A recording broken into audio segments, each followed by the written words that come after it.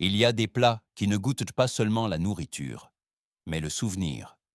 Ils portent en eux l'odeur des vieilles cuisines, le doux tintement des couverts sur la table familiale, et ce sentiment très particulier que le monde s'est ralenti un instant. Les années 1970 étaient précisément une telle époque. Une époque où la cuisine n'avait pas besoin d'être parfaite, mais honnête, rassasiante et pleine de cœur. À cette époque sont nées des recettes qui ont presque disparu aujourd'hui, bien qu'elles aient été autrefois monnaie courante dans des millions de foyers. Des sauces crémeuses, des ingrédients simples, des combinaisons audacieuses, des plats que l'on ne goûtait pas par curiosité, mais que l'on aimait par habitude. Et c'est précisément pour cela qu'il nous manque tant aujourd'hui. Dans cette vidéo, nous voyageons dans le temps, à une époque où le dîner était encore un événement et pas seulement une solution rapide. Nous nous souvenons de 10 recettes légendaires des années 1970 que tout le monde connaissait en Europe, que tout le monde a mangé et que beaucoup regrettent secrètement. Certaines d'entre elles semblent aujourd'hui démodées, d'autres étonnamment modernes. Mais elles ont toutes une chose en commun. Elles racontent des histoires de famille, de quotidien et de plaisir. Restez avec nous, car en tête de cette liste se trouvent des plats qui suscitent encore la nostalgie et prouvent que le bon goût ne disparaît jamais vraiment. 1. Bœuf stroganoff. Le bœuf stroganoff était l'un de ces plats qui, dans les années 1970, se retrouvaient naturellement sur les tables européennes. Il était copieux, crémeux et exactement ce que l'on voulait manger après une longue journée.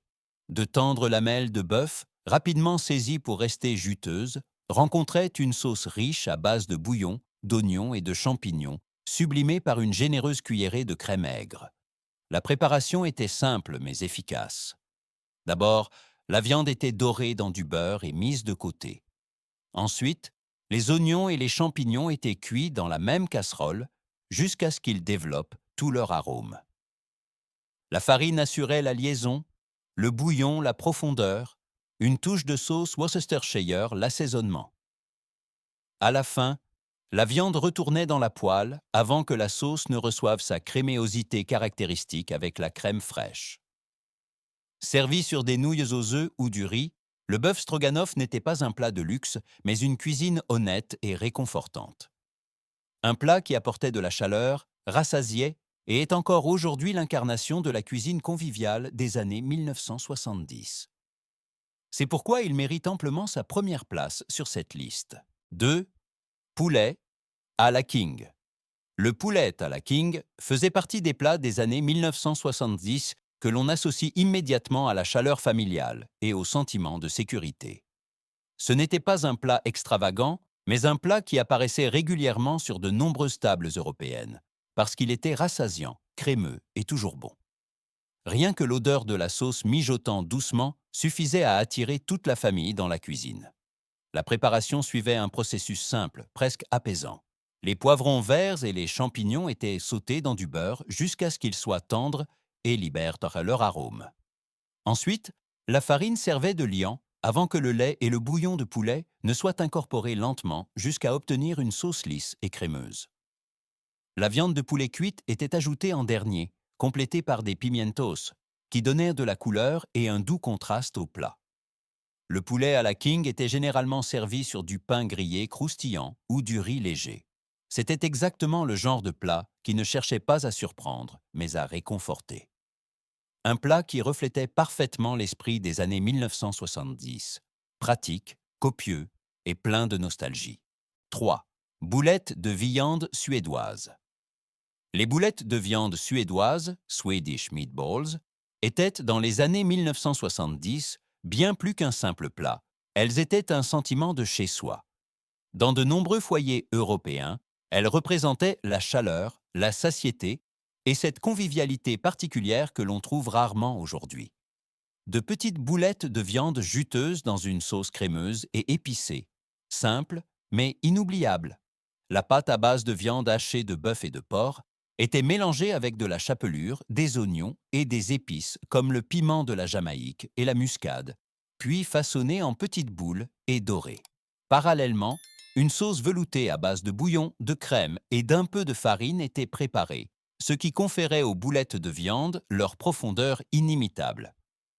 Une fois tout assemblé, le plat était laissé à mijoter un court instant pour que les saveurs se mélangent complètement. Servies avec des nouilles aux œufs ou de la purée de pommes de terre, les boulettes de viande suédoise étaient un véritable repas réconfortant. Pas de fioritures, pas de plats tendance, mais une cuisine honnête qui a accompagné des générations. C'est précisément pour cela qu'elles figurent encore aujourd'hui parmi les plats des années 1970 que de nombreux Européens ramèneraient immédiatement dans leur assiette. 4. Gratin de thon et nouilles. Le gratin de thon et nouilles, tuna noodle casserole, était dans les années 1970 l'emblème d'une cuisine quotidienne pratique et simple. Ce plat représentait une préparation rapide, peu d'efforts et un résultat qui satisfaisait et rassasiait toute la famille. Dans de nombreux foyers européens, c'était la réponse aux jours de semaine stressants où l'on voulait quand même quelque chose de chaud sur la table. Des nouilles aux œufs cuites étaient mélangées avec du thon en conserve, le tout agrémenté d'une sauce crémeuse à base de crème de champignons et de lait, parfois complétée par des petits pois ou des champignons. Le tout était placé dans un plat à gratin, saupoudré de chapelure et cuit au four jusqu'à ce que la surface soit dorée et croustillante, tandis que l'intérieur restait merveilleusement moelleux et crémeux. Le gratin de thon et nouilles n'était pas un plat pour les grandes occasions, mais destiné au quotidien. C'est précisément là que résidait sa force. Il avait un goût familier, fiable, et donnait le sentiment que des ingrédients simples pouvaient suffire à créer une véritable atmosphère chaleureuse. 5. Poivrons farcis. Les poivrons farcis, stuffed peppers, faisaient partie des plats des années 1970 qui évoquaient immédiatement un sentiment de cuisine familiale et de proximité. Ils étaient rassasiants, colorés et semblaient presque un petit festin, bien qu'ils fussent composés d'ingrédients simples. Dans de nombreuses cuisines européennes, les poivrons farcis étaient considérés comme un équilibre parfait entre légumes et plaisir salé. Les poivrons étaient évidés et garnis d'un mélange de riz cuit, de viande hachée, d'oignons et de tomates, assaisonnés d'herbes comme l'ail, l'origan ou le basilic. Ils cuisaient lentement au four jusqu'à ce que les poivrons soient tendres et que la garniture ait développé tout son arôme. Certaines recettes complétaient le plat avec un peu de fromage, qui fondait et dorait sur la garniture. Les poivrons farcis étaient un plat familial typique de cette époque. Ils semblaient sains, rassasiaient longtemps et apportaient de la structure à l'assiette. C'est précisément pour cela qu'ils sont encore aujourd'hui fermement ancrés dans la mémoire collective des années 1970 et un plat que beaucoup mangeraient à nouveau immédiatement. 6. Peahen de viande. Le pain de viande, meatloaf, était, dans les années 1970, un élément incontournable de la cuisine quotidienne européenne et synonyme de fiabilité et de satiété. Ce n'était pas un plat qui cherchait à impressionner, mais un plat qui fonctionnait toujours. Rien que l'odeur sortant du four signalait qu'un repas chaud et honnête serait bientôt servi. La viande hachée, généralement du bœuf ou un mélange de bœuf et de porc, était mélangée avec de la chapelure, des œufs et des épices, souvent complétées par des oignons ou des poivrons. La masse était placée dans un moule et cuite lentement jusqu'à ce qu'une croûte légèrement dorée se forme à l'extérieur, tandis que l'intérieur restait juteux. Servi avec des pommes de terre ou une sauce simple, le pain de viande était un plat qui ne surprenait personne, mais satisfaisait tout le monde. C'est précisément cette simplicité qui a rendu le pain de viande si populaire. Il était bon marché, nutritif, et transmettait le sentiment de chez soi que beaucoup associent aux années 1970. 7. Uf's Mimosa. Les œufs. Mimosa, deviled eggs, étaient incontournables des buffets et des fêtes de famille dans les années 1970. Ils incarnaient la convivialité, les après-midi passés ensemble, et ces moments où la nourriture ne devait pas seulement rassasier, mais aussi unir. Petits, discrets et pourtant immédiatement reconnaissables, ils figuraient parmi les classiques les plus appréciés de cette époque. Les œufs durs étaient coupés en deux, les jaunes retirés et mélangés avec de la mayonnaise, de la moutarde et un soupçon de vinaigre pour obtenir une masse crémeuse. Assaisonnée de sel et de poivre, la garniture était à la fois douce et relevée. Remise dans les blancs d'œufs et souvent parsemés de paprika, les œufs mimosa étaient rapides à préparer et prêts à être servis. C'est précisément leur simplicité qui les a rendus si populaires. Il convenait à toutes les occasions, était familier et procurait un sentiment de fiabilité. Dans les années 1970, les œufs mimosa étaient plus qu'une simple entrée, ils faisaient partie intégrante des souvenirs partagés. 8. Salade Waldorf. La salade Waldorf apportait, dans les années 1970, de la fraîcheur et de la légèreté à table, notamment en contrepoint des nombreux plats principaux copieux de l'époque. Des pommes croquantes, du céleri et des noix se mariaient à une mayonnaise crémeuse pour former une combinaison à la fois douce, noisettée et agréablement fraîche. C'est précisément ce mélange qui rendait cette salade si inimitable. La préparation était d'une simplicité enfantine. Les pommes et le céleri étaient coupés en petits dés, mélangés avec des noix hachées, puis uniformément recouverts de mayonnaise. Après un court temps de réfrigération, les saveurs se mariaient et la salade développait précisément cette fraîcheur qui la rendait si populaire. Elle était souvent servie en accompagnement, parfois aussi comme plat léger à part entière.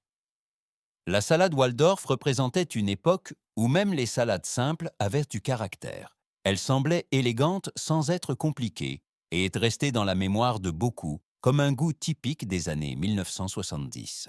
9. Gâteau renversé à l'ananas. Le gâteau renversé à l'ananas, Pineapple Upside Down Cake, était, dans les années 1970, l'un des desserts les plus connus et un élément incontournable de nombreuses tables à café en Europe. Dès le service, la vue provoquait l'enthousiasme, des tranches d'ananas dorées, des cerises éclatantes et un fond de gâteau moelleux qui avait entièrement absorbé le jus sucré des fruits. La préparation commençait par du beurre et du sucre roux qui recouvraient le fond du moule. Des tranches d'ananas et des cerises étaient ensuite disposées de manière décorative, avant que la pâte à gâteau simple ne soit versée par-dessus.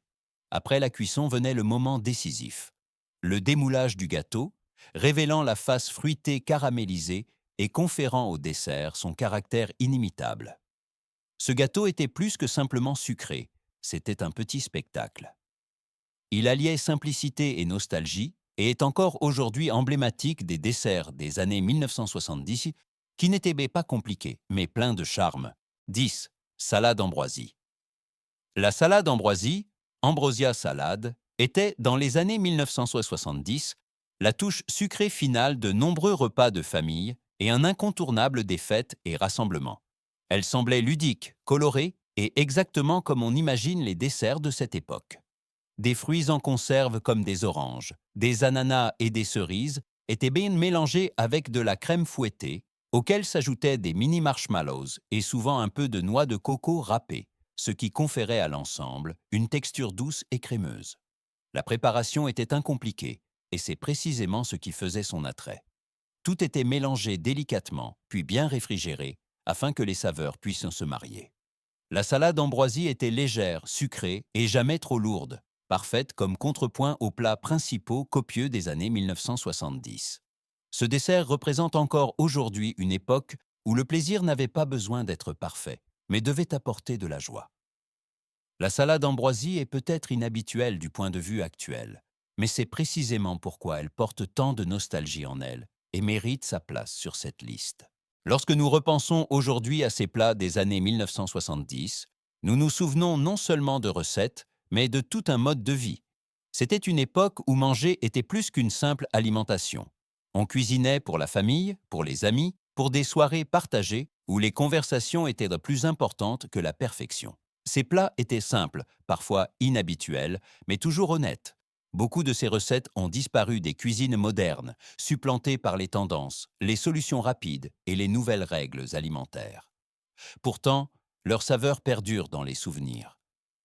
Au moment où l'on pense à des sauces crémeuses, à des gratins chauds ou à des desserts sucrés, le sentiment de chez soi surgit immédiatement. C'est précisément pourquoi tant de gens souhaitent le retour de ces classiques. Il est peut-être temps de ne pas tout remplacer de l'ancien, mais de redécouvrir certaines choses. Car la cuisine des années 1970 nous montre qu'une bonne cuisine n'a pas besoin d'être compliquée pour rester inoubliable.